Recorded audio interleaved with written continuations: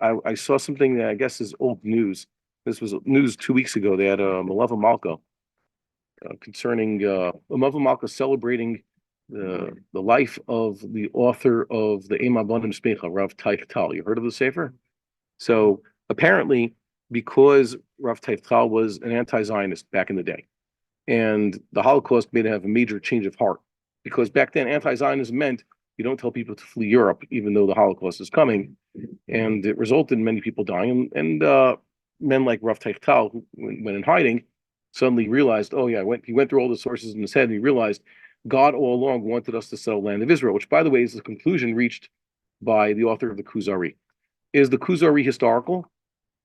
To the extent that apparently a lot of Khazars converted to Judaism back in the day, but it's used as a plot device for the author to write out his philosophical exposition.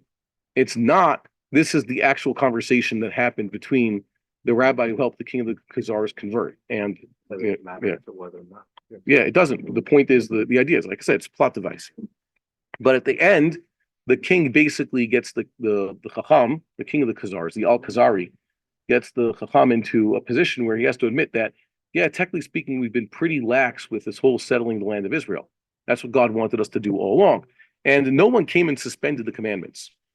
That's a very important point that we have to get. We'll get back to this. Either way, so apparently some troublemakers interrupt the thing. Rabbi Lichtman, who about more than 20 years ago made the definitive translation of the Hema Banu Smecha. I remember he was going around to yeshiva speaking, so I got to meet him. He was selling people a copy of the book, and he was there. He was there at this Malava Malka, which was disturbed by some ruffians in the guise of yeshiva students. That is, they spent time in yeshiva, but they never learned the basics of midos, and that was very disappointing. They destroyed the whole thing. They destroyed the food. It was supposed to be a Malka and all that, and he said that this Rabbi Jacobson, who's an internet personality, questions whether these troublemakers are even Jewish. And as you do something, that makes you call these into question. So they're doing a makeup one, I think, soon. I think there's maybe it's this Moshe Shabbos, I have to check, but it's certainly a lesson for the rest of us that if you have ideas that seem to be against what is considered the orthodoxy, the ideological orthodoxy, it's not just saying it happens in the West. You know, you could, even within Judaism, unfortunately, we've had our own types who, for some reason, are the gatekeepers of what is allowed to be said and what is not allowed to be said. We've encountered some people like that. You know, even you could show them, like I had a stack of books here before. I was telling someone something, and I opened up and I just read him the source. He's like, "Oh, I never heard that before." I'm like, "Yeah, okay, well, maybe you should burn the book then." You know. I learned at Machon for 3 years. Aye. And it was a good experience. I had no background in Judaism, so it's very good to build.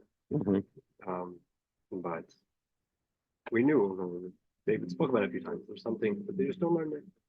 Yeah. Or many other. Wait, they admitted it? Did they explain why?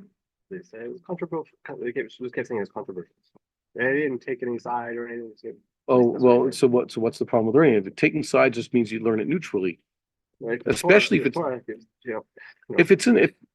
there are certain things you have to learn cover to cover. You have to learn Chumash. The whole thing is about the controversy of the rabbi. You have to learn to say that certain parts of the Talmud should not be learned, let's say by women, Gentiles, Amoratzim, children. That's one thing. Grown men who are serious about studying Talmud and they're Jewish and they're faithful to Judaism should not be told certain things are off limits. Same with Shulchan Aruch and the Nosei Kelim and the sources thereon. Everything Maimonides wrote and everything the Ramban wrote and Rabbi Yehuda Levi and Rabbi Yehuda Chassid, everything that they've written, I could go on. Everything should be fair game, right? Whenever they would ask me to give a Torah, I would always bring things from Rav Kahana's books.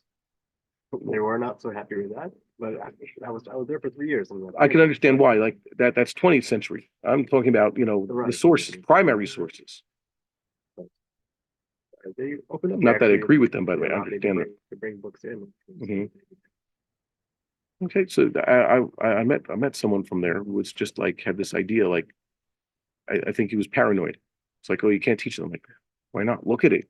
It's like this is the classic Rashbam on the Torah. Like Parasha Rashbam is printed in the Mikros Gedolos and alongside Rashi. A weapon. If you don't teach your kids how to use it properly, They can have using it improperly. I don't even know if it's a weapon. Like he was offended by all sorts of things that are Because it could do in the damage. Rishonim. You don't work it. Yeah, It could do damage to you and to others because you're ignorant. yeah, that's a problem.